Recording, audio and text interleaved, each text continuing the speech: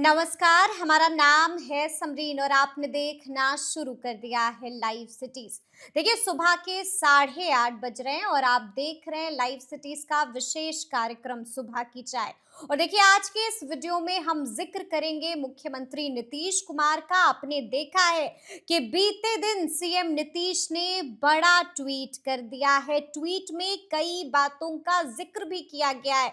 तो आज हम इस वीडियो में इसी ट्वीट को आपके लिए डिकोड करने की कोशिश करेंगे। इस वीडियो में जिक्र होगा मंत्री विजय कुमार सिन्हा का भी। बीते दिन हमने आपको वो भी खबर दिखाई थी कि किस तरह से मंत्री जी ने बाकायदा बड़ी प्रेस कॉन्फ्रेंस का आयोजन किया था और बता दिया था कि आगे आगे मंत्री और आगे आगे विभाग क्या कुछ करने जा रहा है। आपको ये भी मालूम है कि इसी साल बिहार में पंचायत के चुनाव भी होने हैं और ऐसे में बड़ा सवाल यही बना हुआ है कि आखिर इस बार क्या कुछ बदलने जा रहा है। तो उसका भी जिक्र हम इस वीडियो में करेंगे। देखिए, आपने देखा है कि किस तरह से ज्वेलर्स एसोसिएशन ने भी एक फैसला लिया है और अब इस फैसले ने बिहार की सियासत को गरमा दिया है। क्या कुछ चल रहा है, इस पर भी इस वीडियो में चर्चा होगी और अंत में जिक्र होगा मौसम विभाग के अलर्ट का भी।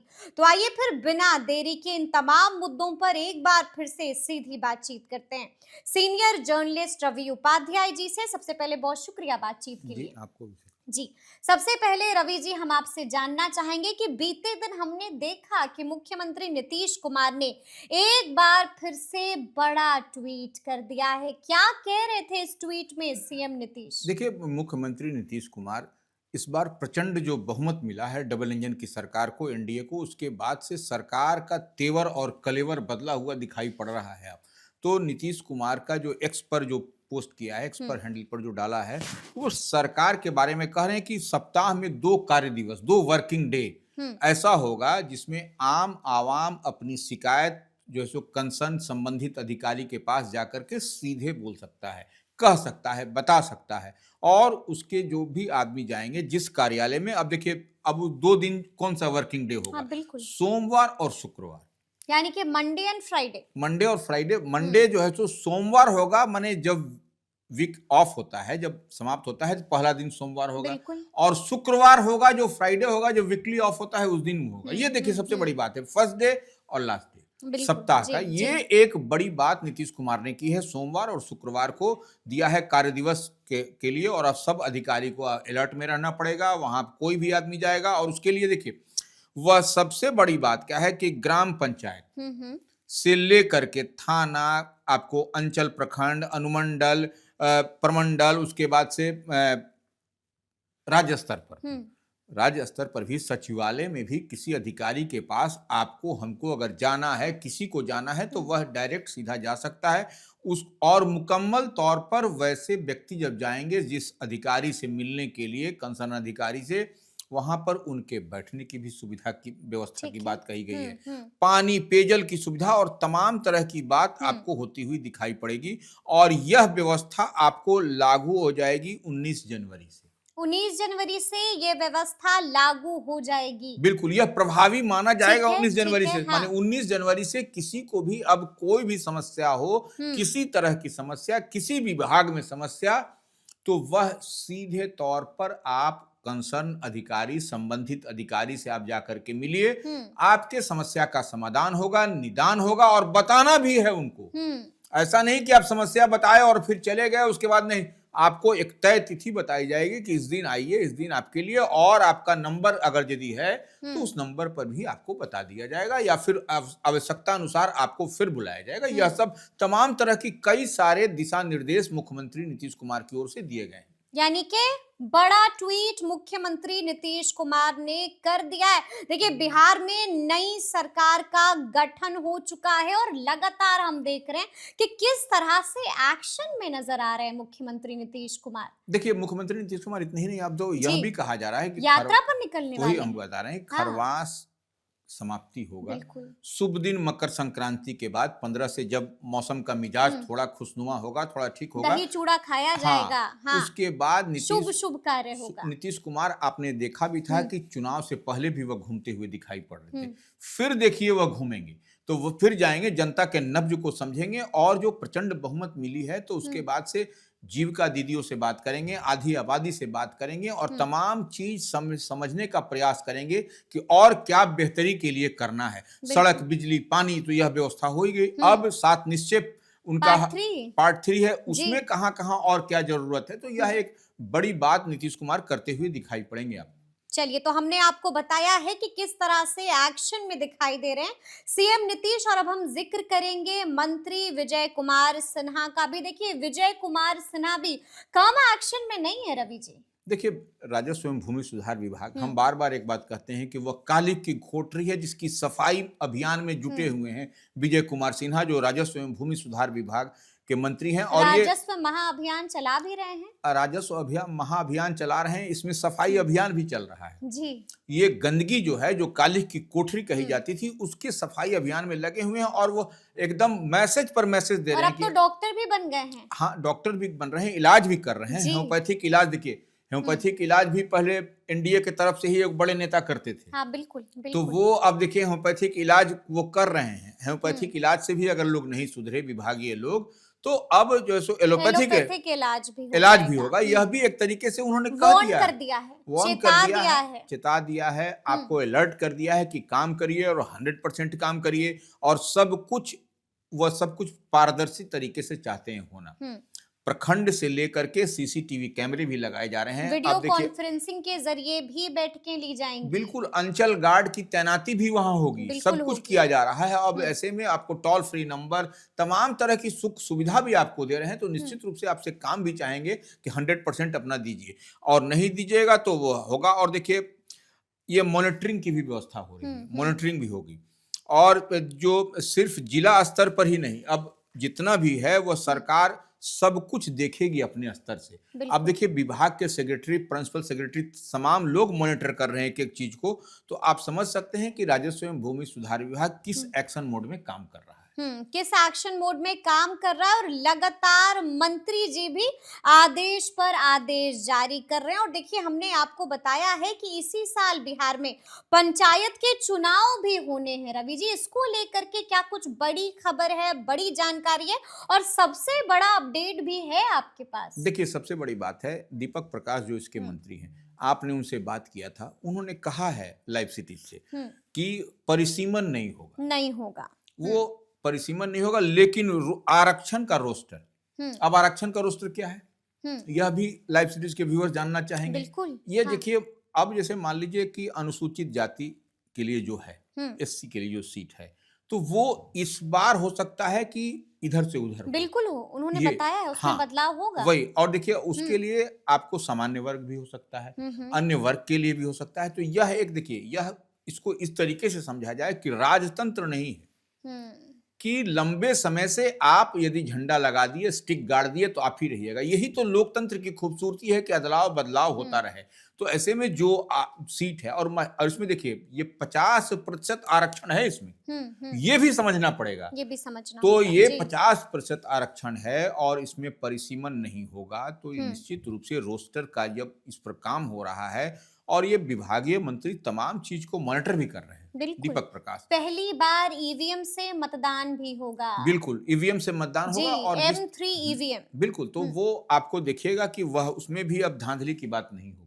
कई तरह की ट्रांसपेरेंसी भी इस बार चुनाव आपको राज्य निर्वाचन आयोग की ओर से किया जा रहा है। मंत्री खुद इसको मॉनिटर कर रहे हैं, और तमाम तरह के नए नए एक्सपेरिमेंट किए जा रहे हैं। ये भी बता दिया कि तारीखों का ऐलान कब तक हो जाएगा। बिल्कुल, ये तो कहा जा रहा है कि जून जुलाई में बिल्कुल अनाउंसमेंट हो सकता है। मंत्री जी ने ऐलान कर दिया। हाँ, जून जुलाई में, वह उसके देखने वाली बात है, लेकिन तैयारी मुकम्मल तौर पर होती हुई दिखाई पड़ रही है।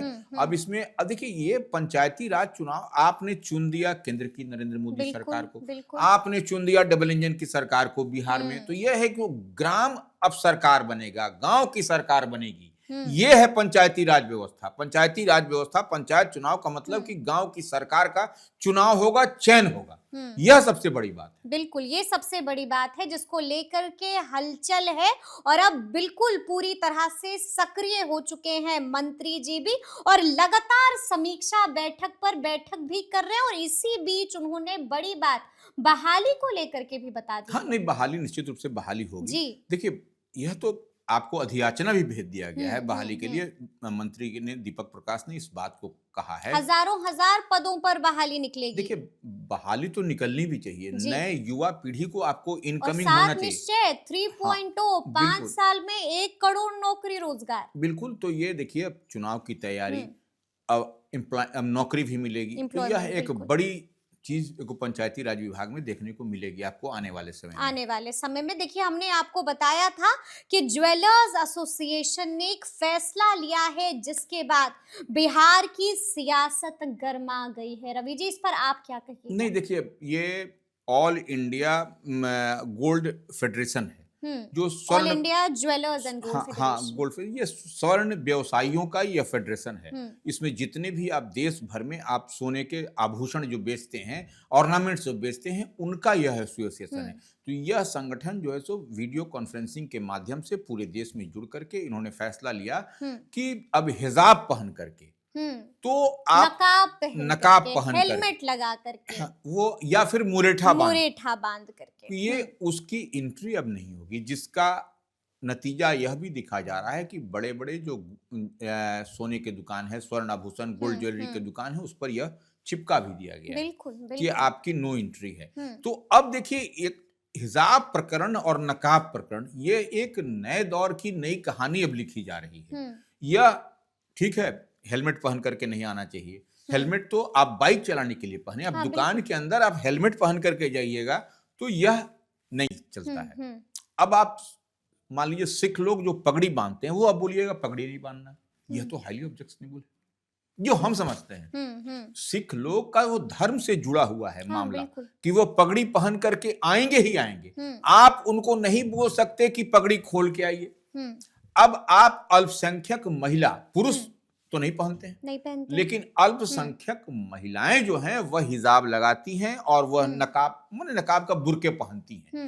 तो ये पर्दा है, इस पर्दा को मान करके चलिए। आप उत्तर प्रदेश में जाइए, आप देखिए कि वहां काशी की हम बात कर रहे हैं, वहां पर की महिलाएं आपको चादर बड़ा बड़ा ओढ़, झांसी के बाद ये बिहार में लागू होने जा तो रहा है। ये एक नई व्यवस्था लागू हो रही है। खैर, व्यवस्था लागू होनी चाहिए, हम लोग व्यवस्था के विरोधी नहीं है, लेकिन कुछ न कुछ उसमें इस तरीके से होना चाहिए कि फ्लेक्सिबिलिटी होनी चाहिए कि जो जिस धर्म को मानता हो, जिस धर्म का अनुयायी हो, वो राजद ने कह दिया है कि इसके जरिए हिजाब पर निशाना है, देखिए, नकाब पर निशाना है। बीजेपी ने भी जवाब दे दिया है। नहीं देखिए, अब राजद क्या कह रही है, यह पॉलिटिकल पार्टी है, भारतीय जनता पार्टी क्या कह रही है, यह पॉलिटिकल, लेकिन हम आम तौर पर हम सबकी पीड़ा को लेकर के चलते हैं। हम लोग देखिए हर बात को रखते हैं कि ये ठीक है, वो पॉलिटिकल पार्टी है, वो तो एक दूसरे पर निशाना साधेगी, भारतीय जनता पार्टी हो या आरजेडी हो, लेकिन कुछ न कुछ उतनी लिबर्टी होनी चाहिए कि जो पर्दा नशी महिलाएं हैं उनको उतना आप दीजिए। आपको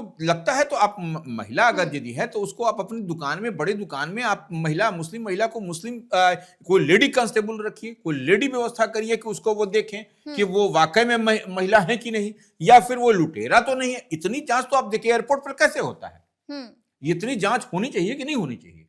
आप तो यह थोड़ी व्यवस्था आपको भी बनानी पड़ेगी, थोड़ी व्यवस्था हमको भी देनी पड़ेगी।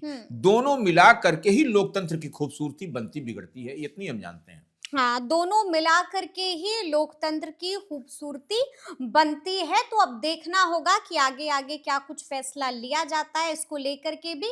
अंत में हम जिक्र करेंगे मौसम विभाग का भी। खूब ठंड पड़ रही है इस बार। देखिए, निश्चित रूप से पारा गिर रहा है, लगातार ठंड का मार हो रहा है, लोग दिन में और भी खबर रात तो में, ये आ रही है कि 4 दिन घर में कैद हो जाइए। देखिए आप ठंड कितना है आपको अंदाजा होगा। हाँ, आप बड़ा सा बुर्का जैसा पहन करके आई है, वो कोट, ब्लेजर, उसके बाद एक शॉल, उसके बाद उलन कपड़ा। सुबह के 8:30 बजे आपको करना है तो 8 बजे आप यहाँ पहुंच गई हैं स्टूडियो में, तो यह सब तमाम तरह के मोटे मोटे धोकरा पहन के बैठी हुई, हम भी पहन, तो ये तो निश्चित रूप से 4 दिन भारी है, 4 दिन भारी है। और देखिए ठंड पड़ेगी, और देखिए कहा भी है जी, ठंड बढ़ रही है। और निश्चित रूप से समस्तीपुर में बीते दिन आपको 3.9 डिग्री सेल्सियस टेम्परेचर था, और पटना में भी सुबह में आपको 9 डिग्री के आसपास टेम्परेचर दिखाई पड़ा था। और 23 जिलों में कोहरे का और मैंने ऑरेंज अलर्ट किया गया, ऑरेंज अलर्ट जारी हो चुका है 23 जिलों में। देखिए, ये मौसम विभाग का माने पूर्वानुमान होता है, फोरकास्ट होता है, 23 जिलों में जारी किया गया है ऑरेंज और कोहरे का। और यह 14 जनवरी तक कोल्ड डे चलने की संभावना भी जताई गई है। तो हम्म आपको एहतियात बरतना है। आप इधर-उधर मत निकले, और हम्म निकले तो इनके जैसा मोटा कपड़ा पहन करके निकले, अदरवाइज़ जी, आप बीमार पड़ जाइएगा। बिल्कुल, precaution is better than cure, तो खुद की हिफाज़त करनी है और अपने घर वालों को भी बिल्कुल हिफाज़त से ही रखना है। तो फिर ये पूरी चर्चा, पूरी बातचीत और पूरा वीडियो आपको कैसा लगा है? कमेंट करके हमें ज़रूर बताइएगा। तो ऐसे तमाम अपडेट्स के लिए बिल्कुल ऐसे ही हमारे साथ बने रहिएगा और देखते रहिएगा लाइव सिटीज़। बहुत शुक्रिया।